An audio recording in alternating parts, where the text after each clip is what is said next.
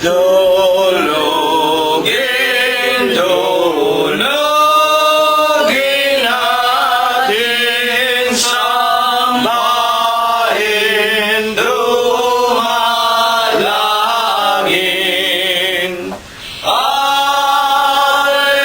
Alleluia, Alleluia, Diyos na mahawain.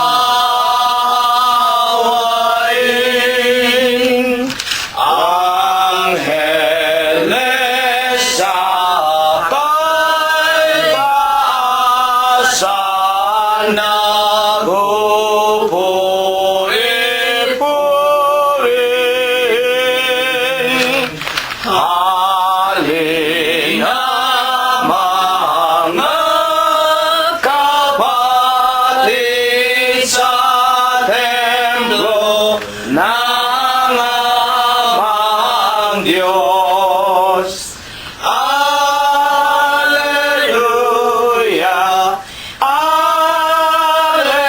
Alleluia, Diyos purihin, purihin. Amen.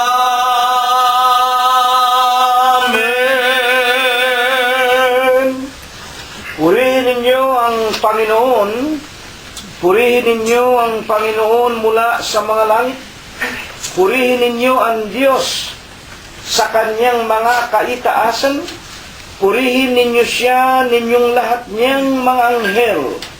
Purihin ninyo siya, buo niyang mga hukbo, mga hari sa lupa at lahat ng mga bayan, mga pangulo at lahat ng mga hukom sa lupa, mga binata at gayon din ng mga dalagang, mga matatanda at lahat ng mga bata. Purihin nila ang pangalan ng Panginoon, sapagkat ang kanyang pangalang mag-isa ay nabunyi, ang kanyang kalwalatian ay nasa itaas ng lupa at ng mga langit. Purihin natin ang pangalan ng Panginoon. Magsiawit tayo sa Diyos ng mga bagong awit at ng kanyang kapurihan sa kapisanan ng mga banal, sapagkat ang Diyos ay nalulugod sa kanyang bayan. Kanyang pagagandahin ang kaligtasan ng mga maamo. Purihin natin ang pangalan ng Panginoon. Purihin natin ang Diyos sa kanyang santuaryo. Purihin natin siya sa langit ng kanyang kapangyarihan. Purihin natin ang Diyos dahil sa kanyang mga makapangyarihang gawa. Purihin natin ang Panginoon ayon sa kanyang marilag na mga kadakilaan, at purihin ng lahat ng mga bagay na may hininga. Purihin nila ang pangalan ng Panginoon. Amen. Amen. Atin pong ipagpatuloy ang pagpupuri sa ating Panginoong Hesukristo. Awitin po natin ang bilang 63 sa atin pong mga himnaryo. Ang pananampalatayang sakdal, ang sa Diyos ay atin ang ilaan, pagkat ito ang kautusan. Sundin natin walang alinlangan. Malapit na ang panahon,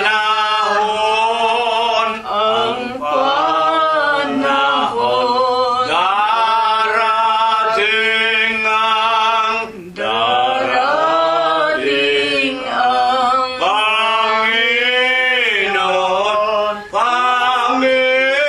Panginoon,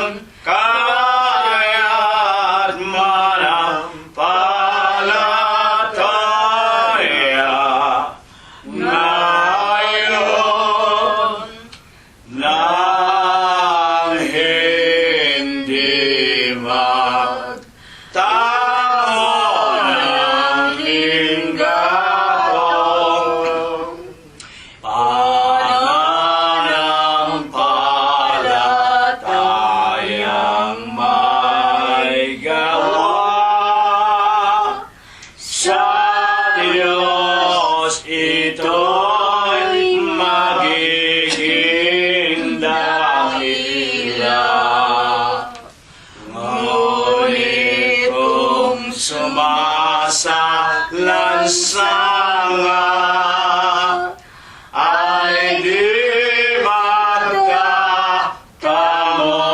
ng biyaya.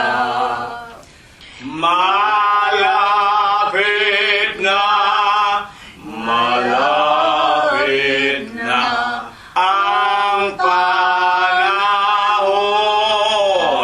panahon, darating ang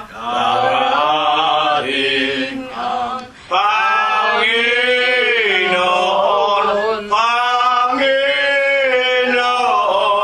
kaya't manampalataya ngayon na hindi magtamo ng linggatong sa bahay ng Diyos na ating Ama. Titipunin kanyang mga lupa upang sa Diyos magpasama lahat ng sumasampalataya. Malapit na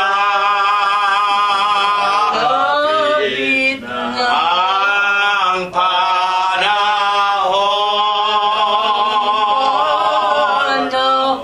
darating ang Panginoon,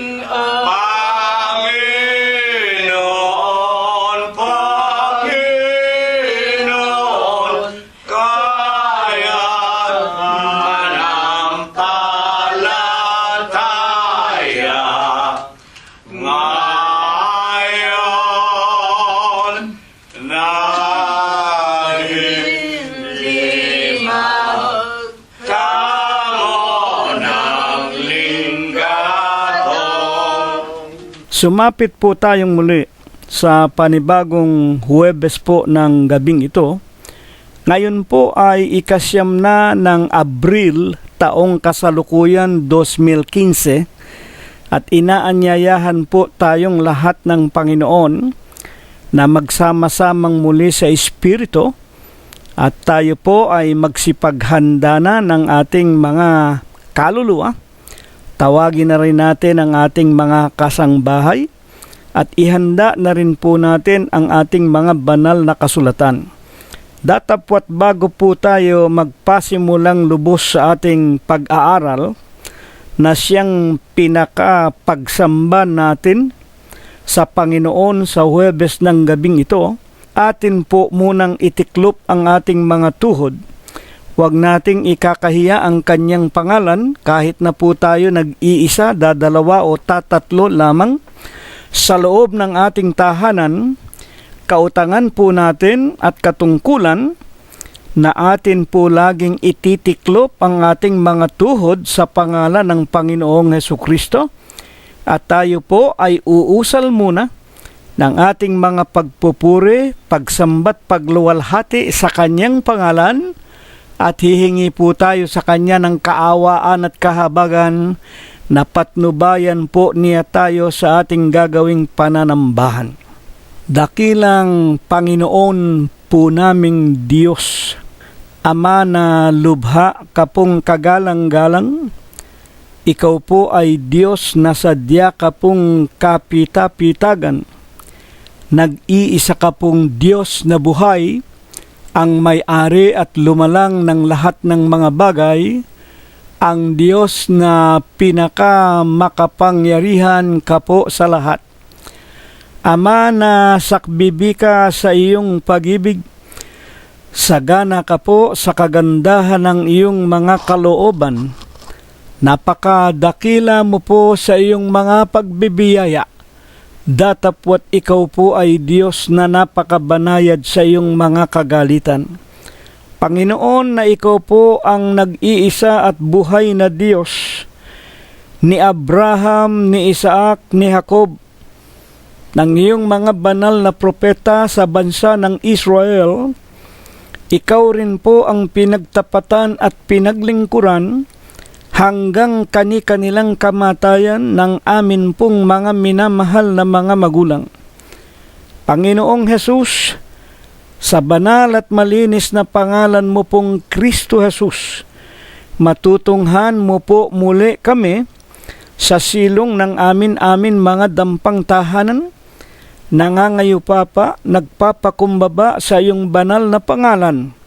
Tanggapin mo po una sa lahat ang amin pong mga tao sa puso namin na mga pagpapasalamat. Panginoon po naming Hesukristo, maraming salamat po sa iyo sa napakamapayapa na mga araw na ipinaranas mo po sa buhay ng bawat isa sa amin. Salamat po, pinalalakas mo pa kami, pinakakain, dinaramtan, pinagbubuksan mo pa kami ng magagandang pintuan ng mga kapalaran, at higit na nga po sa lahat, maraming salamat po, pinagtitiisan mo pa kami, tinuturuan, pinagkakalooban ng maraming kaalaman at karunungan tungkol sa iyong banal na kaharian sa langit. Ama naming Diyos, pinatitibay mo ang aming pananampalataya na minsan po lamang ibinigay mo sa aming mga hiram na buhay. Sinasamba ka po namin, pinupuri ka po namin, niluluwalhati namin ang iyong kagalang-galang at pangalan mo pong Kristo Jesus sa Espiritu mo po at sa iyong katotohanan.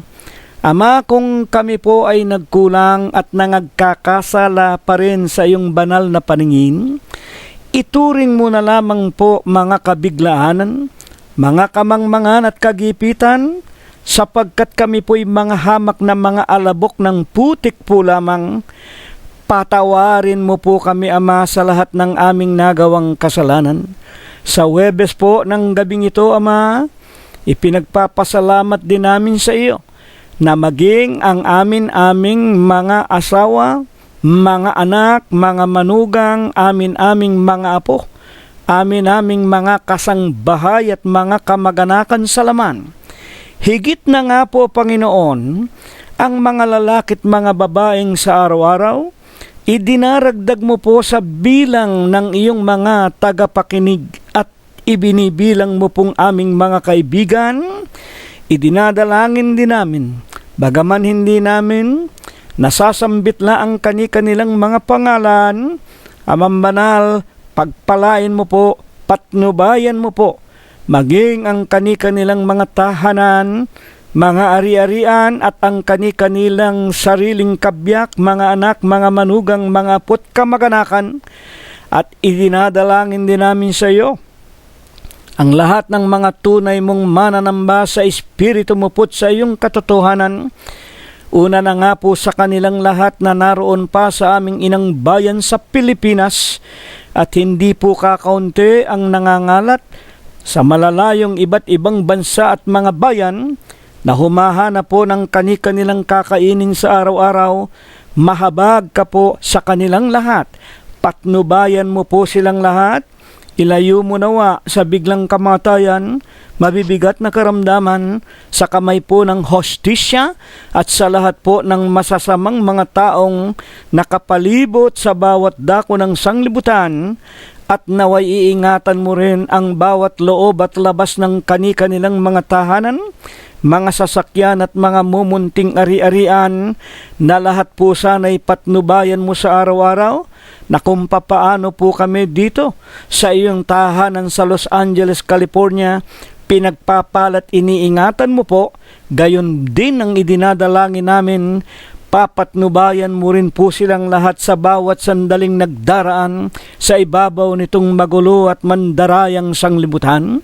Ama naming Diyos, kami po ay dumadalangin sa iyo na sa Huwebes po ng gabing ito, Ingatan mo po sana at naway gawin mong tulad sa isang mabuting kasangkapan ang bibig at labi ng iyong hamak na lingkod. Ganapin mo po sana sa kanya ang iyong ipinangangakong ang lahat ng aming mga tagapakinig, lahat ng aming mga kaibigan at mga mahal sa buhay, na itinuturing mo rin pong iyong mga sariling kaibigan kung mapakinggan nila ang tinig ng iyong hamak na lingkod. Bigyan mo po ng bisa ng kapangyarihan, pumasok sa kanilang mga kaibuturan, maisakatuparan nila at magawa nila sa araw-araw, at kung magkagayon, lahat po ng aming mga mahal sa buhay, mga kaibigan namin at mga kapatiran, kami pong lahat, sa huling araw na ito ay matipon sa iyong kawan, sa iyong banal na iglesia, sa iyong banal na katawan, at maging karapat dapat kami makapasok po doon sa ipinangangako mo pong buhay na walang hanggan. Amang banal ang lahat po ng ito. Isinasamo namin, idinadalangin, ipinakikiusap po namin na muli mo po sanang ivasbas at ibendisyon sa amin sa tanging pangalan mo pong Kristo Jesus, magmula ngayon, magpakai kailanman. Amen. At ngayon po, mga kaibigan namin, mga kapatiran at mga mahal namin sa buhay, kuhanin na po natin ang ating mga Biblia at tayo po ay magpapasimula na magbasa, makinig at mag-aral. Ang atin pong pinakapaksa ay mula po sa aklat ng Romanos Kapitulo 8, versikulo 1, na ito po ang isinulat ng lalaking si Apostol Pablo sa mga kapatiran noon sa Iglesia ng Diyos kay Kristo Jesus, na itinayo ng Panginoong Hesukristo doon po sa Roma mismo, sa pagkasangkapan ng Panginoong Jesus sa sugo sa kahentilan, na wala pong iba kung hindi si Apostol Pablo. Ang atin pong paksa ay akin pong babasahin. Ngayon nga ay wala nang anumang hatol sa mga nakay Kristo Jesus. Wala nang anumang hatol ngayon sa lahat ng nakay Kristo Jesus.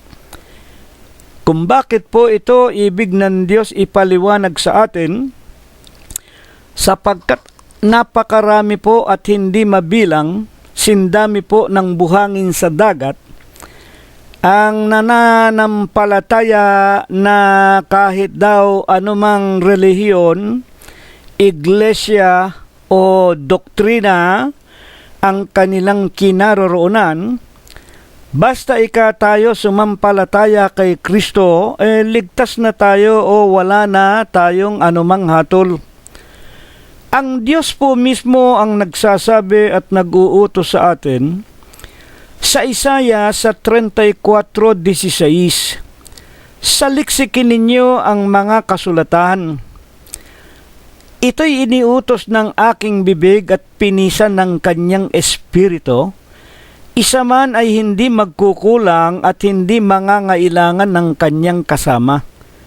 Sa makatwid, ang Biblia, una na nga po yung matandang tipan, Old Testament, ay ipinag-uutos ng Panginoong Diyos na dito tayo hahanap ng karunungan para yung ating doktrina, yung ating kinaroroonan ng mga iglesia ay matiyak natin kung mapapasama nga sa kaligtasan o sa buhay na walang hanggan.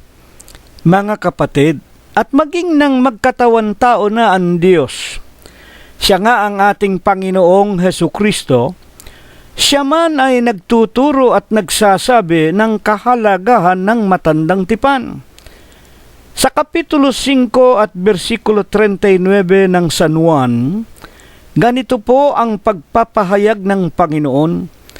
Inyong basahin sa mga kasulatan, Makinig po tayo mga kaibigan, nang ito po ay salitain ng Panginoong Hesukristo, siya po'y nang magkatawan tao at humigit kumulang anyo 30. Nang siya nga po'y nagkatawan tao na at kasakasama na niya ang mga apostol na tinawag ang unang 12, kanyang pinagsabihan sa 5:39 ng San Juan, ang wika po ay inyong basahin sa mga kasulatan.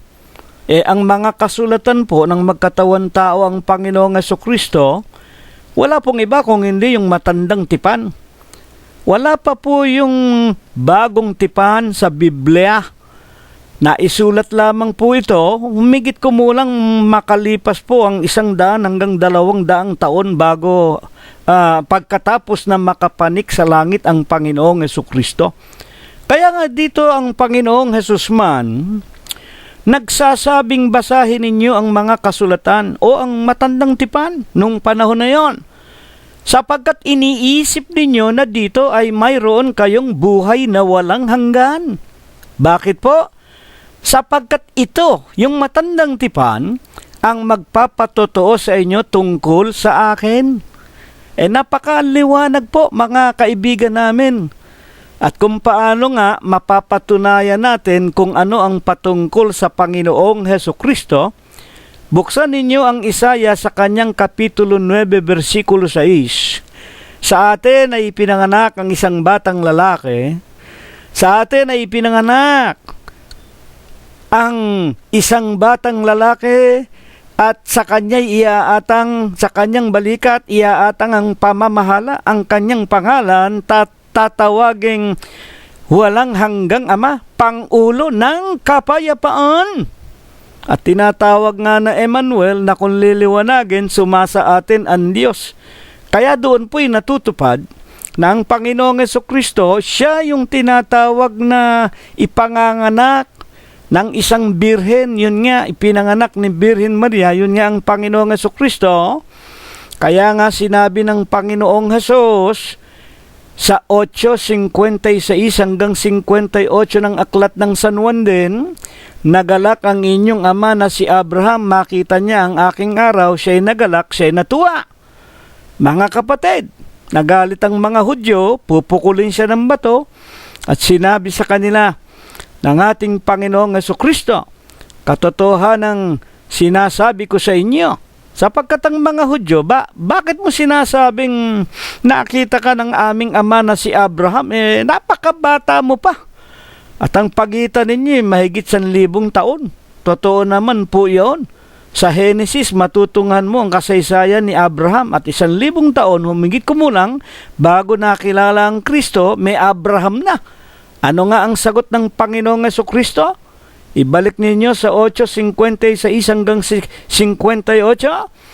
Katotohanan sinasabi ko sa inyo, bago si Abraham, ako nga.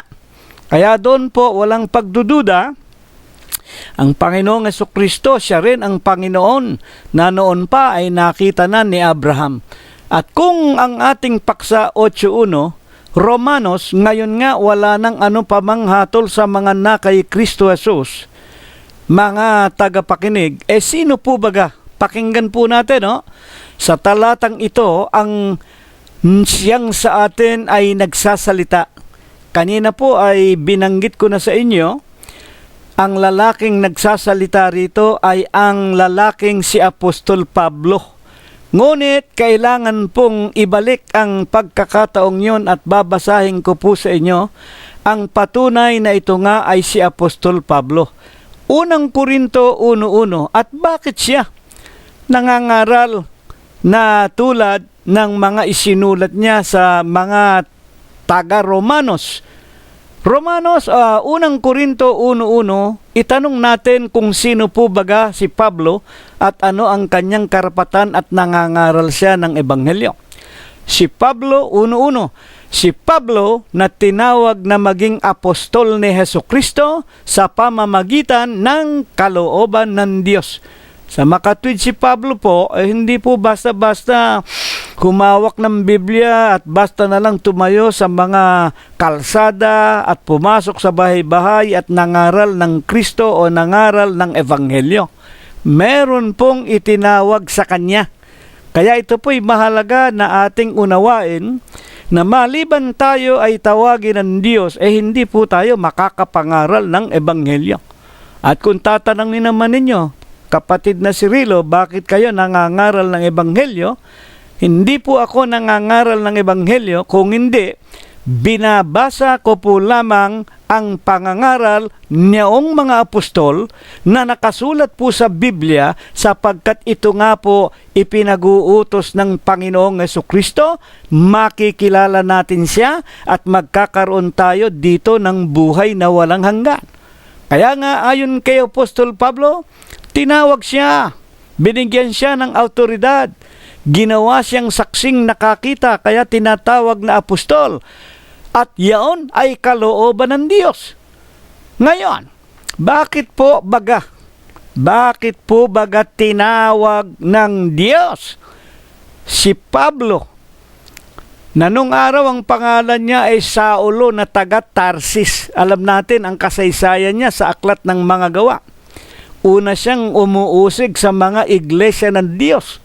At sa Aklat ng Mga Gawa 8:1, habang pinagpapapatay niya at sinisimulan na lupigin ang iglesia ng Diyos, ang unang-unang martir na saksi siya ng pukulin ng bato, ang diakono na si Esteban. Hindi ko na babasahin pa para wag tayong lubos na humaba.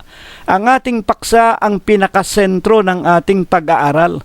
Kaya nga bakit po baga si Apostol Pablo ng pangalan ng araw ay Saulo ay tinawag? At ano po ang banal na dahilan? Bakit siya tinawag? Anong banal na dahilan? Aklat ng Mga Gawa 26:15.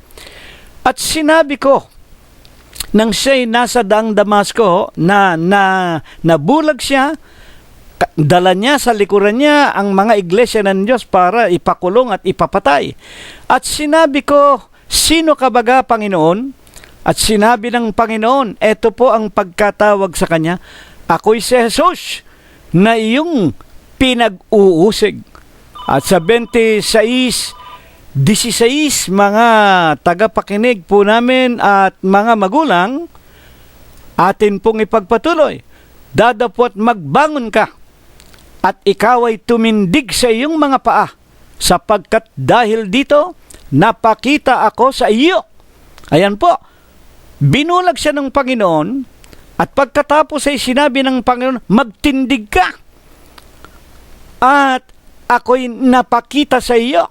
Para ano? Dadapot magbangon ka at ikaw ay tumindig sa iyong mga paa.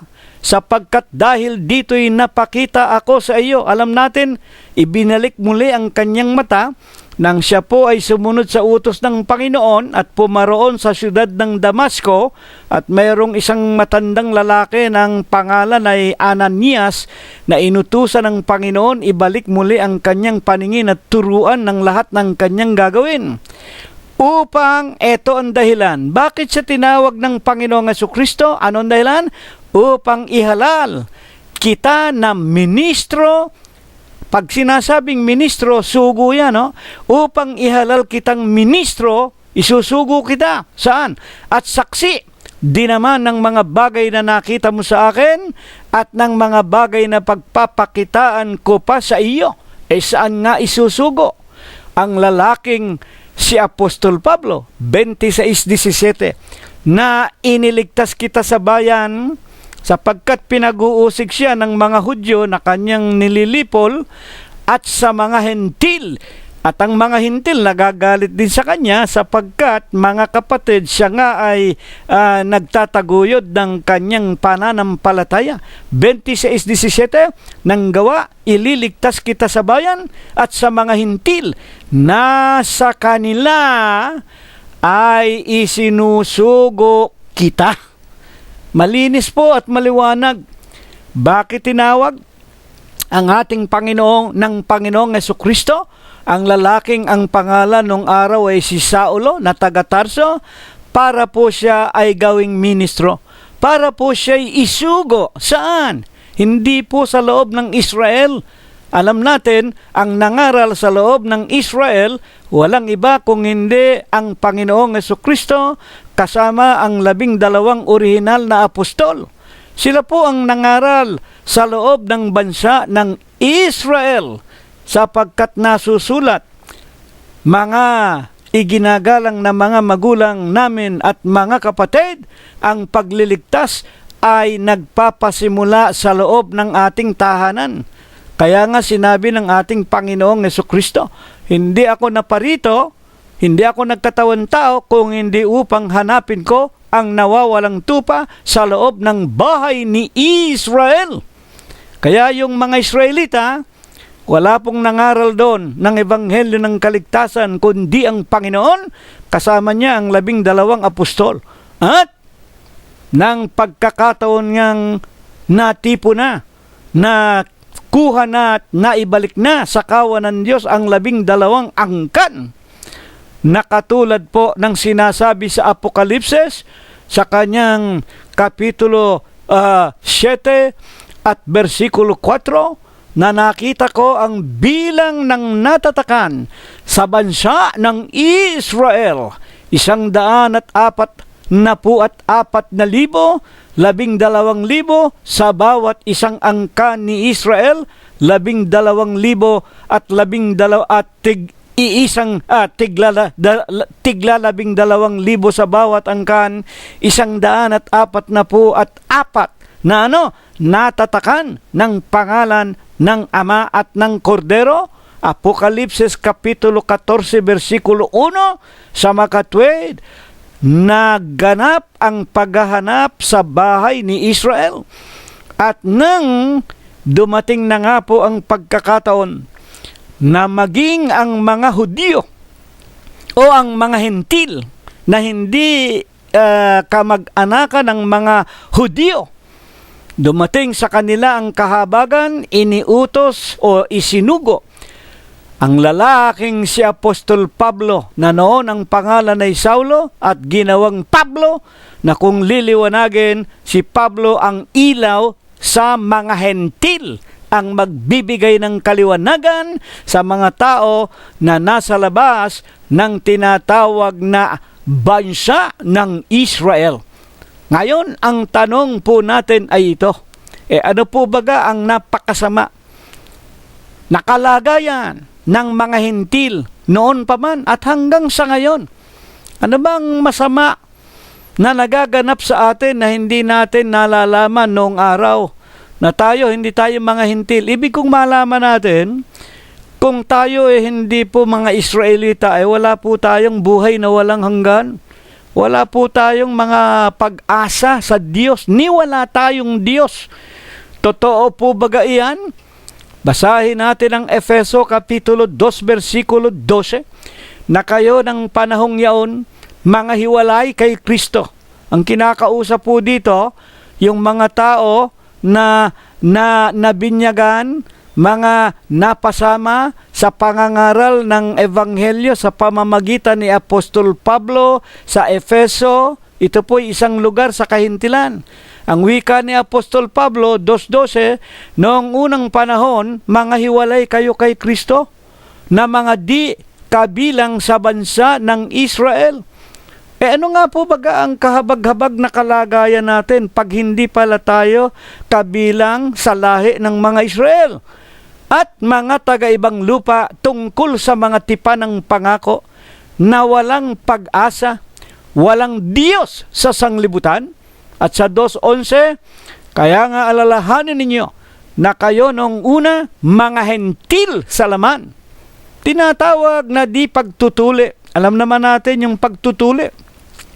Ang mga Hentil hindi mga tuli, hindi nahalasan. They were not circumcised.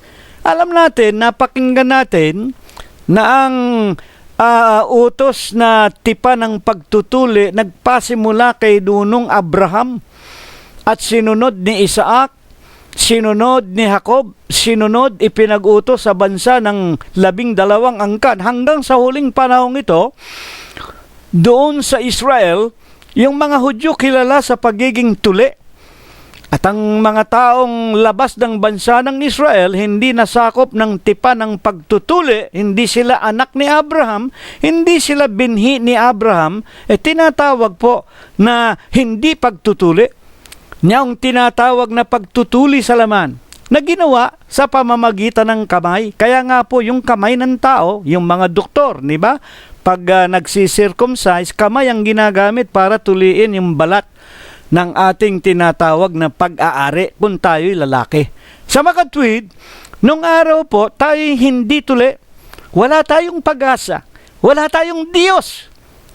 Mga tagapakinib na kung liliwanagin lamang, halimbawa, tulad ngayon sa huling araw na ito, kailangan pag-aralan natin itong paksang ito sapagkat paano tayo makakatiyak na mawawala na nga tayo ng hatol. At alam naman natin ang hatol. Ang hatol ng Diyos, dagat-dagatang nagniningas na apoy at asupre. 21:8 ng Apokalipses. Ngayon nga, sa lahat ng mga sinungaling, sa mga manggagaway, sa mga hindi mananampalataya. Sa makatwid, kung wala tayong tunay na pananampalataya, wala tayo kay Kristo Jesus. At ang bahagi natin sa dagat-dagatang nagniningas na apoy at asupre, ito ang ikalawang kamatayan. Ito po ang nakahihindik, nakakatakot, kakilakilabot, na kailangan malaman nating mga tao. Makatiyak tayo na tayo ay na kay Kristo para mawala na tayo ng hatol. Ngayon, ano nga ang pagpapatunay na ang lalaking si Pablo ay isinusugo sa kahintilan para ano ang kanyang gampanan? Basta mangaral lang ba ng ebanghelyo? At ano ba ang kapangyarihan ng ebanghelyo para sa mga hentil? Aklat ng mga Gawarin 26:18. Upang idilat mo ang kanilang mga mata, upang sila ay mangagbalik sa ilaw. Sino ba ang tinutukoy na ilaw na babalikan natin? Uno-uno ng San Juan hanggang 3. Nang pasimula siyang berbo, ang berbo'y sumasa Diyos. Ang berbo ay Diyos. At sa Bibliang Ingles, mga kapatid, kung babasahin natin sa King James Version, sa aklat ni St. John chapter 1 verse 1 to 3, mga kapatid, all things were made by Him. Ang lahat ng bagay ay ginawa niya. Nino? Noong berbo na nagkatawan tao. He is the light of the world. Siya ang buha, ang ilaw ng sanglibutan. At ang ilaw, mga kapatid, at ang nasa kanya ang buhay. In Him was life, and life is the light of the world. Nasa kanyang buhay, na at ang buhay ang ilaw ng sanglibutan. Kaya nga sa aklat ng mga Gawa 26:18, kung bakit isinugo si Apostol Pablo upang ang mga hintil ay mangagbalik sa ilaw. Sino ilaw? Ang ating Panginoong Jesucristo. Mula sa kadiliman at mula sa kapangyarihan ni Satanas hanggang sa Diyos, upang sila'y magsitanggap ng kapatawaran ng mga kasalanan. Ano ang paksa natin? Ang lahat ng nakay Kristo, wala ng hatol, wala ng kasalanan. Kaya nga isinugo ang lalaking si Apostol Pablo sa pamamagitan ng kanyang pangangaral na siyang ebanghelyo, makilala ng mga hintil. Makabalik tayo kanino? Sa ating Panginoong Jesucristo, at tayo'y hanguin sa kadiliman. Bakit? Sapagkat ang lahat ng iglesia na ating kinaroroonan na hindi itinatag ng Diyos, yaon ay kadiliman, yaon ay nasa kapangyarihan ni Satanas. Aalisin tayo ng Diyos, mga kapatid, tayong mga hintil, sa pamamagitan ng mga ipinangangaral at itinuturo ng mga ministro ng Diyos tulad ni Apostol Pablo.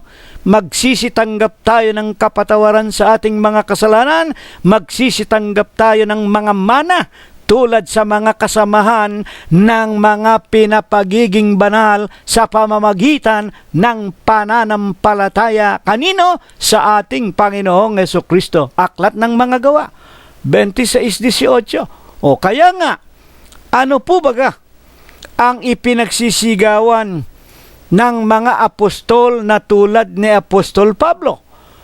1:1 o 1:17 ng unang Korinto. Sapagkat hindi ako isinugo ni Kristo upang bumautismo, kundi upang mangaral ng Ebanghelyo. Ano ang ipinakikilala dito ni Apostol Pablo? Nalalaman natin, merong nauna sa kanya.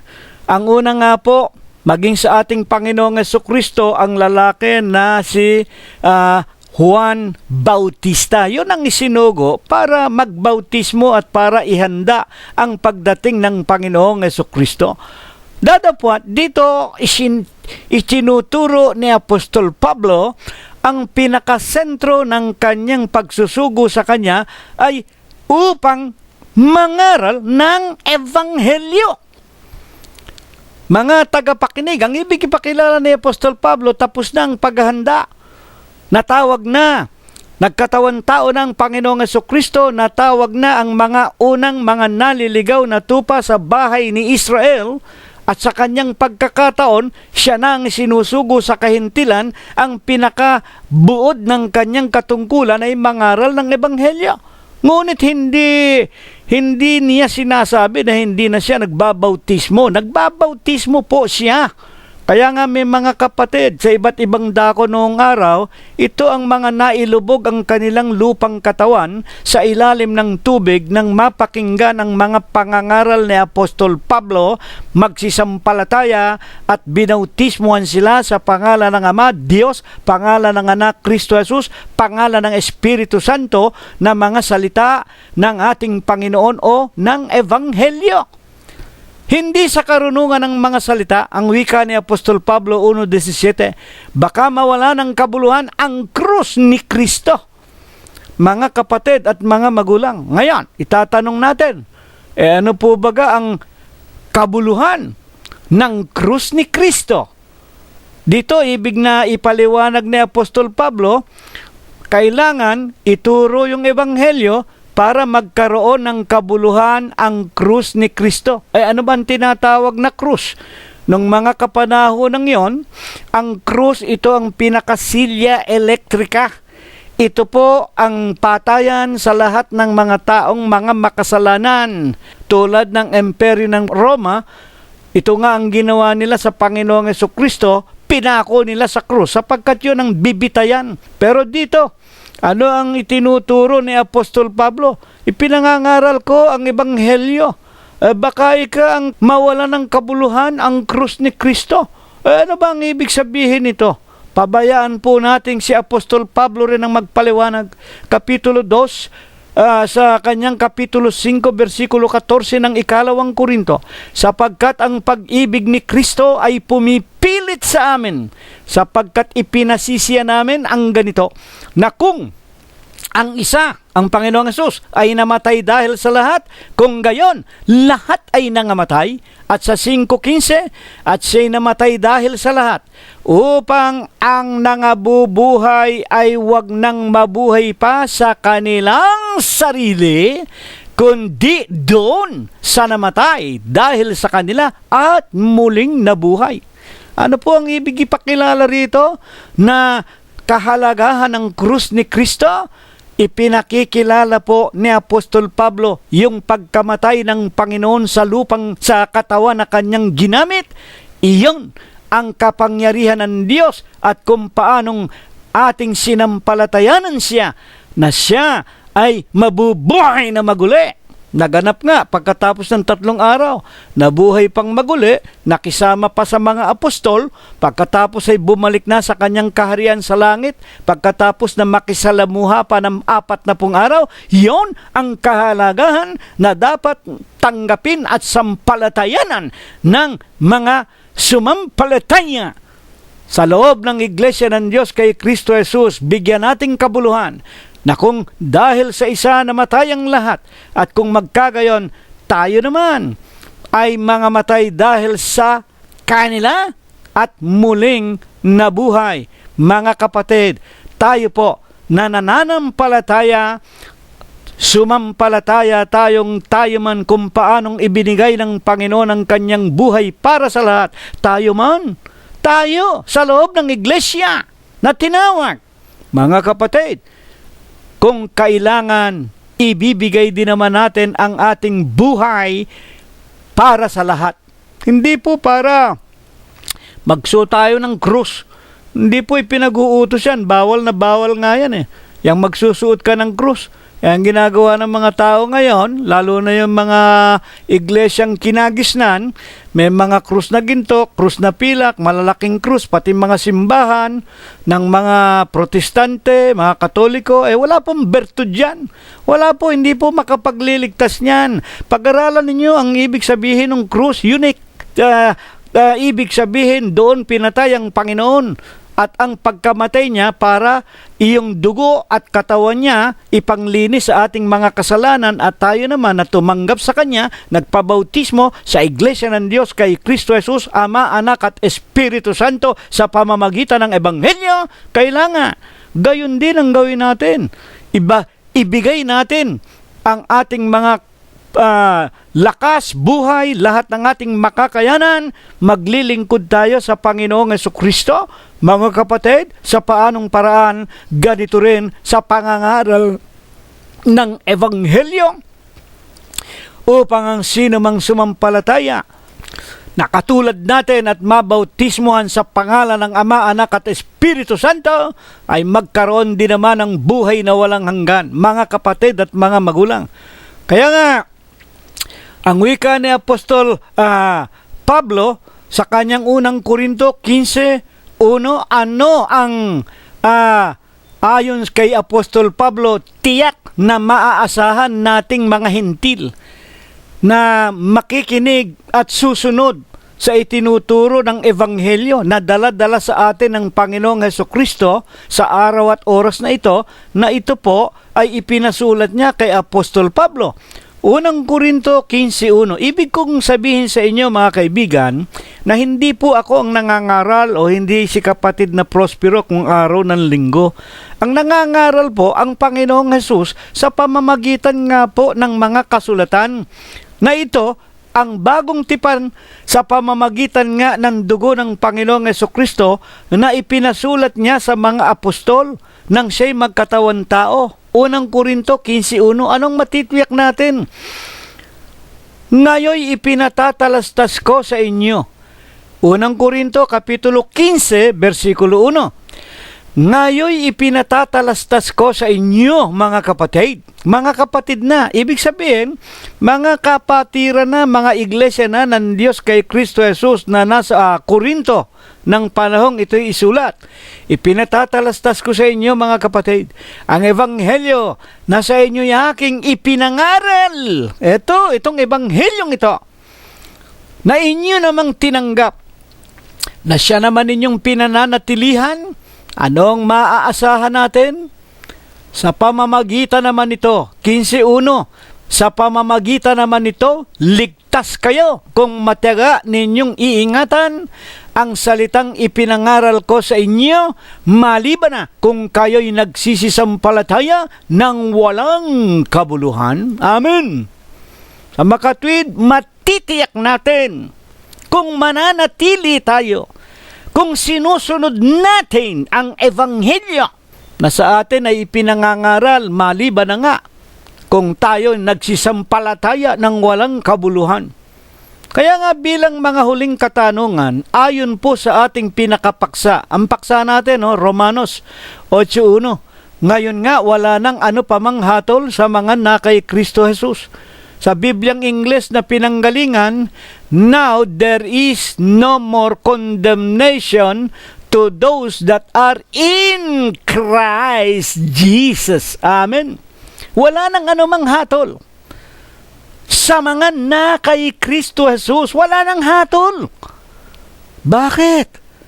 Ang wika ni Apostol Pablo 1:1 hanggang 2 ng Korinto, si Pablo, si Sostenes na ating mga kapatid na tinawag na maging apostol sa kalooban ng Diyos sa mga pinapagiging banal.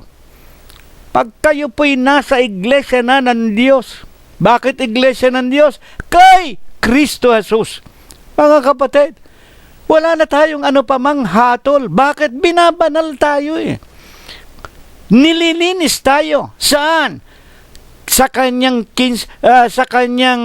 15:3 ng San Juan, malilinis na kayo sa mga salita na sa inyo aking sinasalita. Kung nananatili tayo sa pakikinig ng Ebanghelyo, kung nananatili tayo sa pag-aaral nito, kung nananatiling tinatanggap natin Huwebes at Linggo ang kanyang mga aral na ibig niya na mapakinggan natin at isakabuhayan, ito po ang naglilinis sa atin.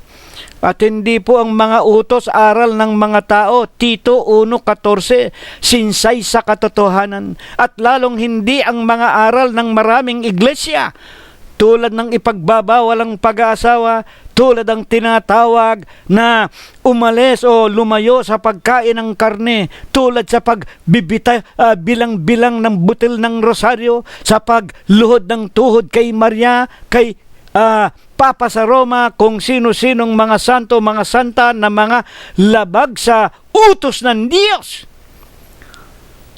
Hindi yan ang dapat nating sundin, kung hindi yung Ebanghelyo. Hindi yun utos aral ng mga tao, hindi superstisyon, at hindi nga po mga aral at utos ng mga Hudyo at ng mga demonyo.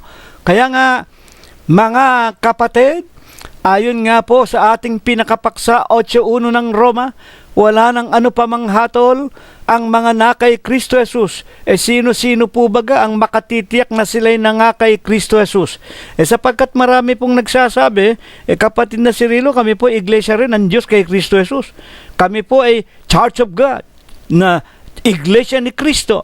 Kami po ay sumasampalataya rin sa Panginoon. Ang pananampalataya po namin basta manampalataya ka kay Kristo, mamatay ka man anumang oras ay ligtas ka na. Hindi po gayon. Kailangan matiyak natin kung yung iglesia ng Diyos na kinaaniban ninyo, talagang ito po ay sa ating Panginoong Hesukristo. Kaya, para makatiyak, basahin natin ang Galatias 3:26. Sapagkat kayong lahat ay mga anak na ng Diyos. Ayan, may kinakausap si Apostol Pablo. Mga taga-Galacia, kayo nga. Kaya nga't kayong lahat, mga anak na ng Diyos. Ayan, pag sinabing anak ng Diyos, hindi na parurusahan yon.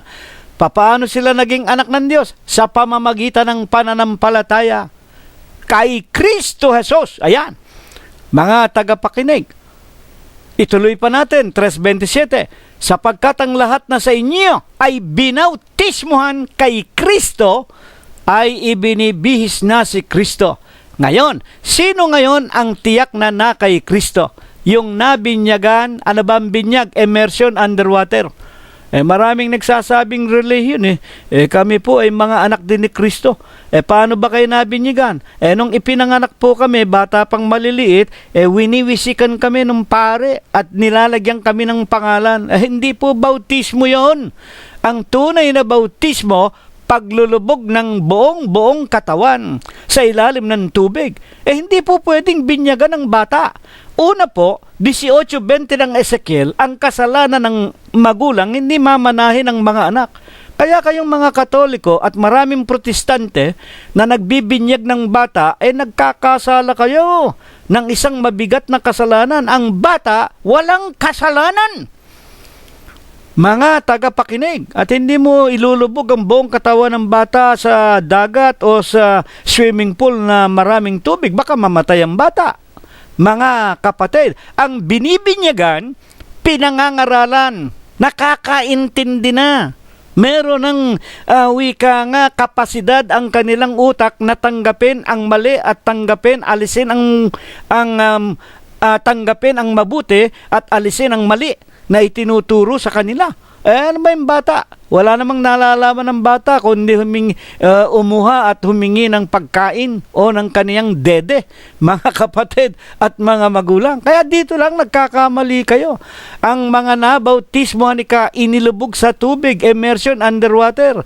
Paano inilulubog? Bakit? Mga kapatid, iyon ang paglilibing ng lumang katawan, ng lumang pagkatao. Sino ang binabautismuhan? Sa 28:19 ng 20 hanggang 20 ng Mateo, ang sabi ng Panginoon sa mga apostol, humayo kayo sa sanglibutan, ipangaral ninyo ang aking ebanghelyo, ang sumasampalataya. Paano nga tatanggap ng pananampalataya ang isang tao? Makikinig muna Romanos 10:17. Ang pananampalataya ay dumarating sa pakikinig, ang pakikinggan ang mga salita ng Diyos na lumalabas sa bibig ng Panginoong Jesucristo. Kaya nga yung mga bata hindi pa nakakaintindihan, hindi dapat binyagan. Ang binibinyagan, meron ng sapat na taon at gulang para makaalam ng masama't mabuti, ang sumasampalataya at mabautismuhan, lubog sa tubig. Saan ba bautismuhan? Saan ba bautismuhan? Sa Katolisismo ba? Sa Protestante ba? O sa Iglesia ni Kristo na tao? Mga kapatid at mga magulang, ang sumasampalataya at mabautismuhan sa pangalan ng Ama, Diyos, Anak, Kristo Jesus, at sa Espiritu Santo. San Juan 6:63, ang mga salita na sa inyo aking sinasalita, pawang espiritu at buhay, sa makatwid baga sa Iglesia ng Diyos kay Kristo Jesus, sa pamamagitan ng Ebanghelyo, maliligtas. Ang ayaw sumampalataya at ayaw mabautismuhan ay parurusahan. Kaya nga sa 3:29, kung tayo mga kapatid ay nagpabautismo na, saan? Sa Iglesia ng Diyos kay Kristo Jesus. 3:28 ang wika ni Pablo, wala nang magiging Hudyo, wala nang Griego man, wala nang magiging Alipin o Malaya man, walang magiging laya, wala nang babae o lalaki man, sapagkat kayong lahat ay iisa kay Kristo Jesus. 3:29, kung tayo isa na kay Kristo Jesus, ano na tayo? Kayo na ang binhi ni Abraham. Kung kayo'y kay Kristo, ano ba ang na kay Kristo? Kung kayo'y na kay Kristo, kayo nga ang binhi ni Abraham, tagapagmana ayon sa pangako. Abay, napakaganda niyan. Isipin ninyo, hindi naman tayo mga Hudyo, hindi naman tayo mga Israelita sa laman. Tayo'y mga Pilipino, pero nang mapakinggan ko, nang tanggapin ko sa aking buhay, nang ako'y magpabautismo at sumampalataya sa pangalan ng Ama, Anak at Espiritu Santo, kami nabinyagan kay Kristo. Ano na ang itinawag sa amin ang pagpapaliwanag kung sino-sino tayo? Unang Tesalonica 2:14, sapagkat kayo mga kapatid ay nagsitulad sa mga iglesia ng Diyos. Ayan, iglesia ng Diyos. Nabinyagan ako sa pangalan ng Ama, D-I-O-S, Diyos. Saan ba itinayo ang iglesia ng Diyos? Na nasa Hudiya. Bakit sa Hudiya? Naroon ang Jerusalem na syudad ng Hudiya. Doon itinayo ng Panginoong Jesucristo anyo 32. Sa Mateo 16:18 ang kanyang iglesia. Sino may-ari? Iglesia ng Diyos kay Kristo Jesus. Sapagkat kayo mga kapatid ay nagsisitulad sa mga iglesia ng Diyos na nasa Judea kay Kristo Jesus. Sa makatwid po baga, ito'y tinutularan na lamang natin. Alin? Sapagkat nagsipagbata naman kayo sa inyong sariling mga kababayan, gaya naman nila sa mga Hudyo, tinutularan ko, tinutularan ng aking asawa, tinutularan ng aking mga anak, tinutularan ng aking mga kamag-anak, tinutularan ng aking mga kapatiran sa loob ng Iglesia ng Diyos kay Kristo Jesus, ang lahat ng pagbabata. Ang ibig lamang sabihin, ang lahat ng gawi ng mga banal na pamamaraan ng pamumuhay ng mga unang mga banal noong pamang itayo ito anyo 32. Wala na kaming hatol, wala na tayong hatol, tumutulad na tayo, ginagawa natin ang tulad sa mga kabanalan ng mga unang nagsipagbatat na ngamatay, pinag-usig, ngunit sumampalataya at gumanap ng mga kalooban ng Diyos. At kung bakit sinasabing tayo'y kaisa na ni Kristo, sa Colosos 1:18, si Kristo ulo ng katawan sa makatwid ng iglesia. Kaya nga napapakinggan natin, nalalaman natin sa Efeso kapitulo 2 versikulo 16 hanggang 18, katawan ni Kristo, taong bago. Pag sinasabing tao, may ulo at may katawan. Si Kristo ulo ng katawan. Ang katawan tayo ang mga miyembro. At bakit nakatitiyak tayo na wala ng hatol kapag nasa katawan, nakiisa na tayo sa katawan ng Panginoong Jesucristo? 1:14, kinaroroonan ng katubusan ng kapatawaran ng ating mga kasalanan. Bakit po? Tinitiyak din sa Efeso 5:23 at 25, basahin ninyo, sa inyong mga bahay-bahay, ang katawan ang ililigtas, hindi po yung tao. Ang katawan, yung iglesia ililigtas, hindi ako, hindi kayo. Kaya lang, ako makakatiyak dahil membro ako. Pero kung hindi pa kayo kaanib, hindi pa kayo nagpapabautismo sa pangalan ng Ama, Anak at Espiritu Santo, may hatol pa kayo. Huwag kayong magagalit sa akin sa mga nasa labas. Ang kakilakilabot na hatol ng Diyos ang wika ng mga kasulatan. Bakit po tinitiyak na ang mga na kay Kristo ay wala ng hatol? At ano ang gagawa, ipinag-uutos ng Diyos para tiyak na wala ng hatol sa ikalawang pagparito? Kung bubuksan natin muli ang 8:1 sa Bibliang Ingles na pinanggalingan, there is therefore now no more condemnation to them which are in Christ Jesus. Ayan po. Wala lang ang anumang hatol sa mga na kay Kristo. Bakit? Ano ang ikinatitiyak at ano ang dapat nating alamin? Huwag nating gagawin. Who walk not after the flesh, na hindi na lumalakad sa mga gawa ng laman, but after the Spirit. Ayan po. Kung hindi lumalakad na sa Espiritu. Ano ba ang Espiritu? Ang mga salitang sa inyo yaking sinasalita sa 63 ng San Juan, pawang Espiritu, pawang buhay. Ano ba yung Espiritu na yan? Na mga salita ng Panginoon, ang mga utos ng Diyos. Romanos 7:12, ngayon nga ang utos ng Diyos banal, ang utos ng Diyos matuwid, ang utos ng Diyos ay mabuti. Kung tayo'y sumusunod na sa Espiritu, kung ang isinasakabuhayan na natin ay ang mga kautusan ng Panginoong Hesukristo, wala na tayong anupamang hatol at hindi na tayo lumalakad sa laman. Ano ba ang mga gawa ng laman? Galatia 5:19, mga huling talata.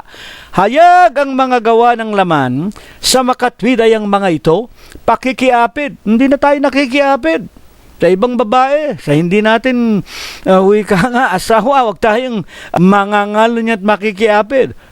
Mga gawa yan. Ng laman, karumihan. Pinapaliguan natin yung katawan natin. Araw-araw, naliligo tayo.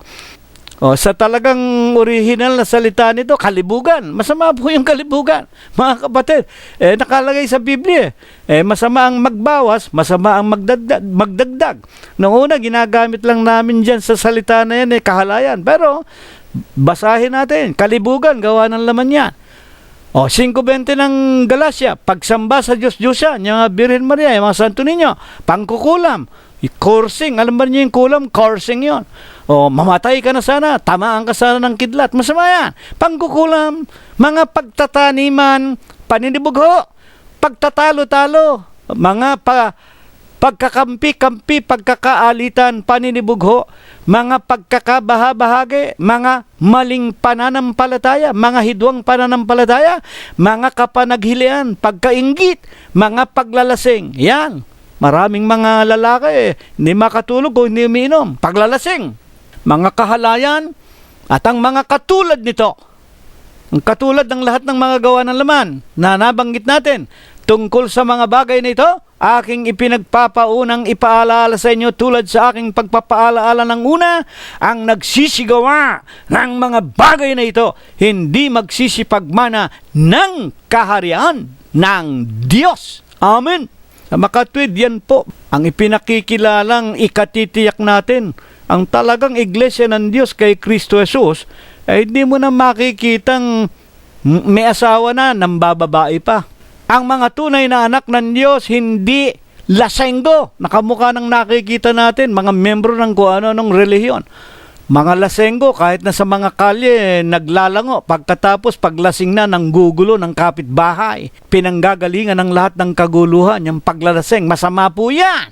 Ang mga pagkakabahabahagi, ang mga pagkakampi-kampi, yung mga coursing, yung mga pagmumura, yung mother F, mga gawa po ng laman yan. Yung mga anak ng Diyos, hindi na rin nagsasabong, hindi na bumibili ng ticket ng loterya, hindi na bumibili ng ticket ng sweepstake, hindi na nagnanakaw, hindi na nanloloko ng tao. Pag-ibig sa salapi, ugat ng lahat ng kasalanan. Na dahil sa pag-ibig sa salapi, tinutuhog ang kanilang puso ng maraming kalumbayan at nahihiwalay sa tunay na paglilingkod sa Diyos.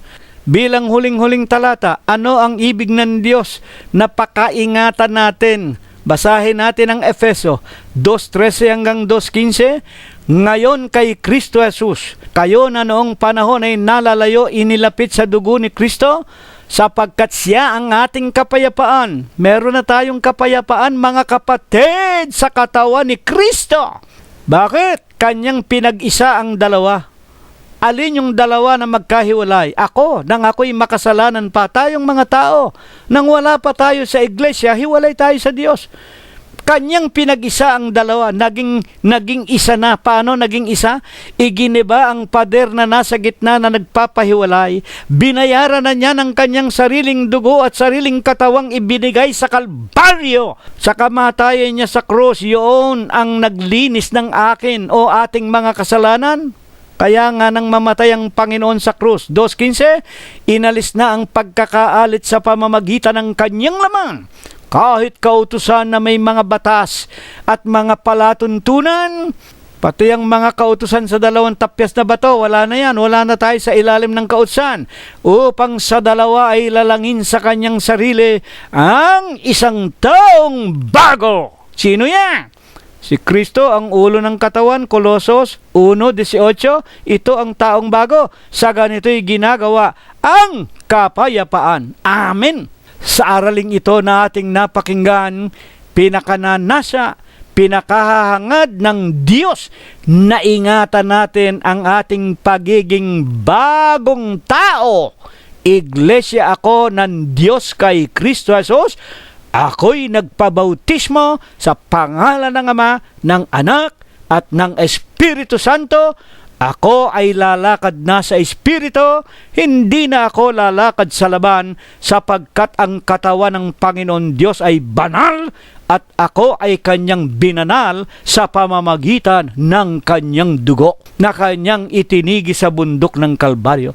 Kaya nga kung tayo tinatawag na taong bago, at ang taong bagong ito, ang katawan niya, ang iglesia ng Diyos kay Kristo Jesus, sa atin sa mga huling araw na ito, ano ang itinatawag ng banal na kasulatan tungkol sa iglesia ng Diyos kay Kristo Jesus? Sa Hebreo Kapitulo 10, versikulo 19 hanggang 21, may kalayaan tayong magsipasok sa bago at buhay na daan. Alin ang bago at buhay na daan? Sa iglesia ng Diyos kay Kristo Jesus. Ano ang katungkulan natin? Bakit si kapatid na Cirilo nangangaral ng evanghelyong ito? Ang wika sa Efeso 3:10, upang ngayon sa pamamagitan ng iglesia ay maipahayag, maipakilala, ang ibig sabihin ay maituro sa lahat ang kagilagilalas na karunungan at kapangyarihan ng Diyos, ang sugo sa huling araw, ang iglesia na po ng Diyos kay Kristo Jesus.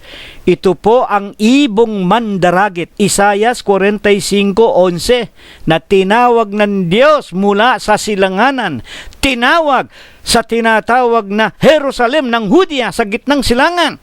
Isinugo sa mga iba't ibang lupain, sa iba't ibang mga wika nga, pulo ng dagat, upang makilala ang iglesia ng Diyos kay Kristo Jesus. At sa huling araw na ito, lubos na ipinakikilala ng iglesia sa pamamagitan ng karunungan na pinalago ng Panginoon Diyos. Daniel 12:4, Daniel, isara mo na ang mga aklat. Sa huling araw, lalago ang karunungan tatakbo ng paraot parito sa huling araw na ito. Lalo na nga ngayon, Abril 9, 2015, nangangaral ang ibong mandaragit, nangangaral ang Panginoong Hesukristo sa pamamagitan ng information technology, sa pamamagitan ng internet, ng YouTube at ng iba't iba pa na mga karunungang pinalago ng Diyos para makarating sa inyong lahat sa buong mundo. Sa lahat ng mga tinatawag naghahanap ng katotohanan, bagaman ito'y ipinaliliwanag sa Tagalog, kung ang isang tao'y nagnanasa na makaintindi anuman ang kanilang lahi, gagawa ng paraan ng Diyos para ipaliwanag sa kanila at maintindihan nila ang mga banal na aralin o ebanghelyo ng Panginoong Hesukristo para tayong lahat, anuman tayong lahi, Inchik man, Hudyo man, Muslim man, o ano-anong mga relihiyon, Buddhist man kayo. At ngayon, marami nang nakikinig sa Burma, sa Thailand, sa China. Meron ng mga nagsisipakinig ng mga kaibigan natin, marahil mga kamag-anak ng mga Pilipino, isinasali nila sa wika nilang maiintindihan sa awat tulong ng Diyos. Nagaganap sa huling araw na ito ang sinabi ng Panginoong Hesukristo, huling palatandaan ng ikalawang pagparito, 24:14. Mga kapatid, ipangangaral ang ebanghelyong ito ng kaharian. Ang ibig lang sabihin, ang ebanghelyo ng kaharian, ang iglesia ng Diyos kay Kristo Jesus, itinayo ng Panginoong Hesukristo anyo 32, pinangunguluhan niya at pinamamahalaan niya sapagkat hindi siya namatay. Hanggang ngayon, siya rin ang tinatawag na obispo, pastor namin at saserdote, guro at tagapagligtas natin. Siya rin ang ating Panginoon, siya rin ang ating Diyos. Mga tagapakinig at mga magulang, ipangangaral ang ebanghelyong ito ng kaharian sa buong sanglibutan. At kung magkagayon, darating ang biglang pagkawasak, ikalawang pagparito na. Kaya nga kung sinasabi ng mga Katoliko, mga Protestante, mga Iglesia ni Manalo, mga dating daan, na sila ang katotohanan at sila'y buong sanglibutan na, ba't hindi pa nagugunaw ang sanglibutan? Meron pang iniintay ang Diyos na katotohanan. Alin? Ang iglesia itinayo ni Kristo, obispo si Kristo, pastor si Kristo, saserdote si Kristo, Panginoon at Diyos si Kristo. Alin yan? Ang iglesia ng Diyos kay Kristo Jesus na napapakinggan ninyo ngayon sa araw at oras na ito, Abril 9, 2015. Ito nawa ang inyong tanggapin. Ito nawa ang inyong pag-aralan. Ito nawa ang inyong bulay-bulayin. At dalangin po namin katukin kayo ng Diyos at liwanagin ang mata ng inyong mga puso. Magkaisa-isa tayong lahat na mawala na ang hatol sa atin. Lahat tayo maging kaisa na sa katawan ni Kristo. Magpabautismo tayo sa iglesia ng Diyos kay Kristo Jesus, na ang obispo ang Panginoong Hesukristo. Hindi siya namamatay, hindi siya dapat palitan. Ano ang katunayan? Mateo 28:19 hanggang 20, ako'y sa inyo palagi hanggang sa katapusan ng sanglibutan. O kaya nga kayo mga Katoliko, ano natutuhan ninyo? Meron kayong Vicarius Filii Dei? Nako po, ayoko nang magsalita, ayoko nang sabihin yan ay tayo ng tao, yan ay utos aral ng mga demonyo. Ayoko na, baka sabihin nyo, hinahatulan ko kayo. O kayo naman mga iglesia ni Kristo, sino obispo ninyo? Sugong anghel, si Kristo tao. Hindi po kayo ililigtas ng Kristong tao. At lalong hindi kayo ililigtas nitong tao na nagtayo ng inyong iglesia. Sa katunayan nga, namatay na yung orihinal, inihalili yung anak, o namatay na rin yung anak, ngayon naman ay apo. Anong klaseng iglesia yan? Namamatay ang pinuno ninyo. Ang tunay na kaharian ng Diyos, walang kamatayan ang kanilang pinuno, ang kanilang presidente, na siyang ating Panginoong Hesukristo. At mamatay man ako, mamatay man si kapatid na Prospero, hindi namamatay ang Panginoon, lalong hindi namamatay ang kanyang katawan. Magtatayong muli ang Diyos ng mga lalaki at babae. Mga kapatid, tandaan ninyo ang aking sinasabi. Hindi mamamatay kailanman, walang kamatayan ang iglesia ng Diyos. Bakit? Sa 16-18 ng Mateo, itatayo ko ang aking iglesia at hindi magsisipanaig laban sa kanya ang pintuan ng Hades. Hindi mananaig ang impyerno o ang kamatayan sa iglesia. Walang kamatayan. Hanggang sa ikalawang pagparito, ang importante, manatili kayo. Isakabuhayan ninyo. Tulad ng sinasabi ni Apostol Pablo, ang mabuhay ay si Kristo, ang mamatay ay pakinabang. Ito nawa ay pagpala. Ito nawa ang ibasbas sa atin ng Diyos magmula ngayon, magpakai kailanman. Amen. At ngayon po, Panginoon naming Jesus, maraming salamat po sa mga aral na ipinagkaloob mo po sa amin sa Huwebes po ng gabing ito.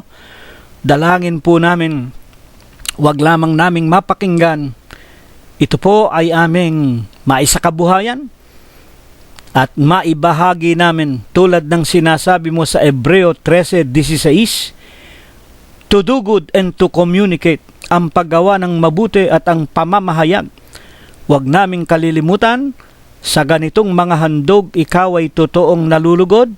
Bigyan mo lamang kami ng matitibay na pananampalataya, ng malalakas na kalooban. Ito po ay maipahayag din namin. Una na nga, sa loob ng aming sangbahayan, sa aming mga kaibigan, at sa lahat ng tao na aming makakadaupang palad. Ito nawa ang iyong ipagkaloob sa amin.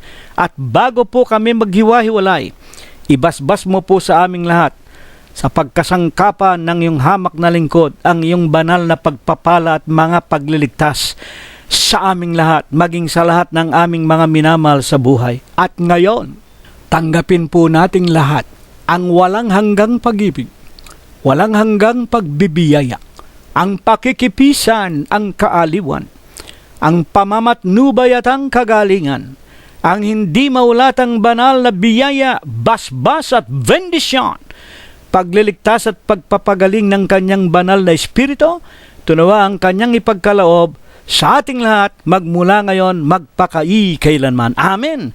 Purihin ang pangalan ng Panginoon hanggang sa darating na linggo po kung tayo po ay binubuhay pa. Maraming salamat po sa inyong lahat.